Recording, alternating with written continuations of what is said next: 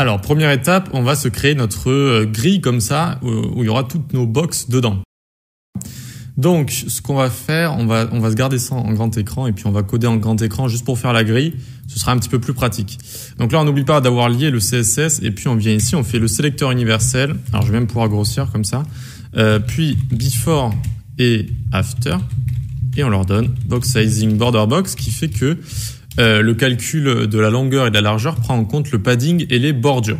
Vous en faites pas si vous êtes débutant, c'est juste comme ça quand on crée des éléments, on est plus sûr de la taille qu'ils font. Ensuite, body, tac, on lui met margin padding à 0, car de base, il y a toujours un petit padding et un margin embêtant. Hop, 0, j'ai dit.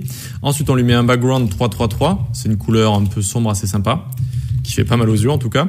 Ensuite, font family Poppins, c'est ce qu'on a importé, hein, rappelez-vous. Ok, on va pouvoir passer en dessous, on s'occupe du H1, donc ça c'est vraiment les parties générales de notre site. Hein. Ne vous inquiétez pas, les animations arrivent bientôt, mais je trouvais ça sympa aussi de vous montrer comment faire cette petite grille. Donc font size 40 pixels, couleur blanc cassé F1, F1, F1, comme d'hab, tac. Text align center, text align j'ai dit, hop, center, voilà. Margin bottom, on va lui mettre 90 pixels à notre titre, et margin top, on va lui mettre 70 pixels.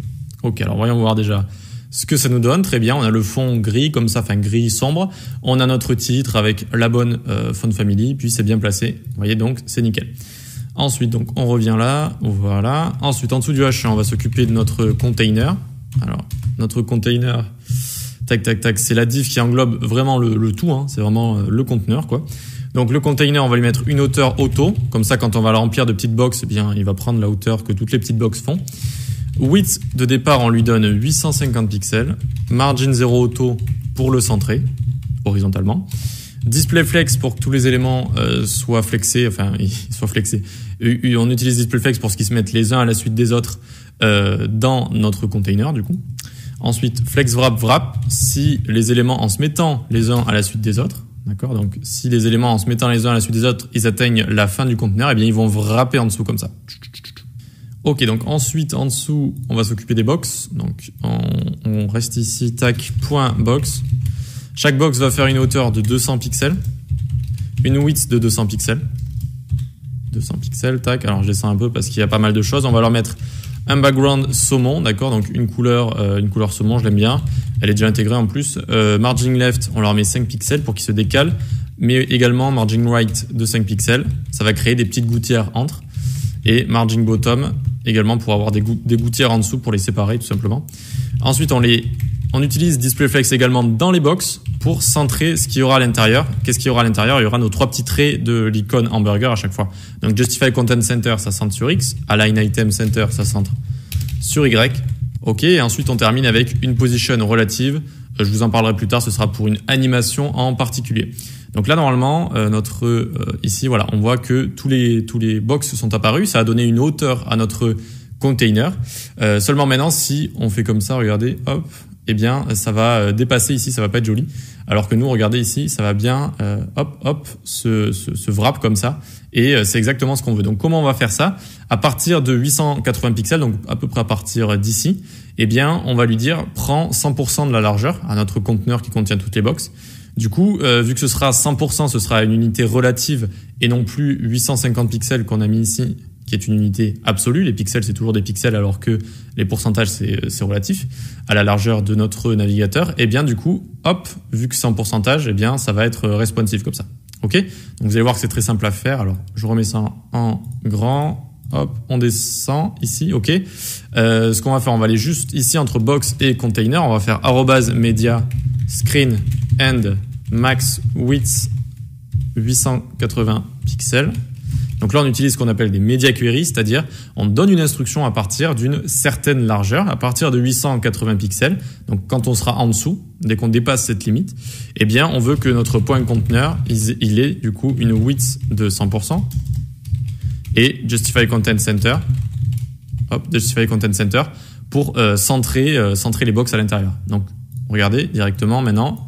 Dès qu'on va passer, alors si vous voulez voir la largeur, le petit nombre de la largeur, vous appuyez sur F12, ça va vous ouvrir la console et si vous regardez en haut à droite, vous le voyez ici, d'accord? La largeur fois la hauteur. Hop, vous voyez qu'on le voit ici. Donc dès que je vais passer, alors on va réduire ça, dès que je vais passer en dessous de 880, Hop, on y est bientôt, on y est bientôt. Hop là, c'est bon. On passe, vous voyez, donc à width 100%. Et Justify Content Center, c'est pour que ça laisse toutes nos box centrées comme ça. Voilà. Et du coup, maintenant, c'est responsive. Hop, tac, tac. Et même si on descend ensuite en dessous, ça fera une seule colonne avec une box à l'intérieur. D'accord ? Donc, très bien. On a fait ça. Qu'est-ce qu'on pourrait terminer ? Bon, on va terminer. Hein, la vidéo n'est pas encore trop longue. Ça va. Posez-moi des questions si vous en avez sur la disposition, sur Flexbox, etc. J'ai des cours également hein, si vous voulez vraiment suivre ça en profondeur. Point compte ligne, du coup. Donc, ça, c'est le container qui contiendra à chaque fois, regardez, compte ligne, c'est ici. C'est ce qui contient notre icône hamburger. C'est ce qui contient nos 3 lignes. D'accord ? Ce qui est dans la box à chaque fois. Donc, lui, on va lui donner une width de 60 pixels, une hauteur de 42 pixels. Alors, j'ai pas inventé ces chiffres, hein, j'ai testé et puis c'est ça qui rendait assez bien. Ok, on va leur mettre un curseur pointeur juste pour montrer qu'on peut cliquer dessus. Et une position relative. Pour terminer, nos lignes, hop, on leur met une width de 100%. 100% de quoi ? De ce qu'il y a au-dessus, de leurs parents compte ligne, donc 60 pixels, vous l'aurez deviné. Ok, ensuite une hauteur, bon, pour chaque petite ligne de nos icônes hamburger, elles feront 6 pixels de hauteur. Border radius, n'oubliez jamais, regardez en fonction de vos projets, hein, mais tout le temps d'arrondir un petit peu les angles, que ce soit pas trop sharp, trop pointu. C'est bien d'avoir border radius 5 pixels. BG, background noir, du coup, hop, position absolute.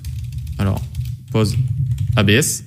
Eh bien, ah oui, j'ai pas mis un point virgule au-dessus, c'est pour ça qu'il aime pas. Pose ABS, nickel. Absolute, donc ça va être relatif à son parent ici, d'accord ? On lui met position relative et du coup, quand on lui met position absolue, ça le sort du flux. On va pouvoir le placer facilement, mais du coup, il faut que son parent ait position relative, d'accord ? Pour qu'il soit relatif à son parent. Voilà, position absolute. Et enfin, on va lui mettre une transition. Ça va prendre toutes les propriétés. Ça va durer 0,5 secondes et is in out. Donc, lent au début, lent à la fin et vitesse normale au milieu. Et donc, on a fini avec notre disposition. Hop, hop. Donc, on arrive ici. Alors, on n'a pas complètement fini vu que vous voyez qu'ici, les lignes elles sont les unes sur les autres. Donc, il nous manque une dernière chose à faire. Donc, on vient ici. Point ligne, 2 points NTH child 1. Donc, on vise avec ça la première des lignes. D'accord ? Eh bien, on lui dit top, tu restes à 0 pixels. On copie ça.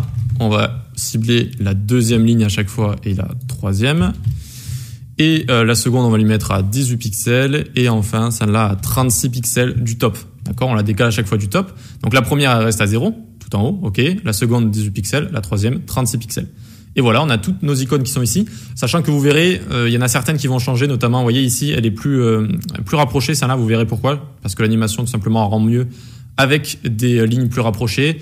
Et puis, il y aura quelques petites spécificités, notamment ici, où là, on va avoir pas mal de lignes. On va en rajouter 6 ou 8, je sais plus, 6, je crois. Et ici également, pour avoir cet effet où la ligne, vous voyez, elle se ferme au milieu, en fait. Elle se ferme au milieu et pas de droite à gauche. Voilà. Bref, on verra tout ça en profondeur. En tout cas, pour l'instant, regardez. On a notre disposition qui est faite. On va pouvoir même se la mettre sur le côté pendant qu'on code. On va coder peut-être comme ça. Comme ça m'a l'air bien. Du coup, on va pouvoir les faire une par une comme ça. Et ça va être assez sympa. Et voilà, on se retrouve dans la prochaine vidéo. À tout de suite.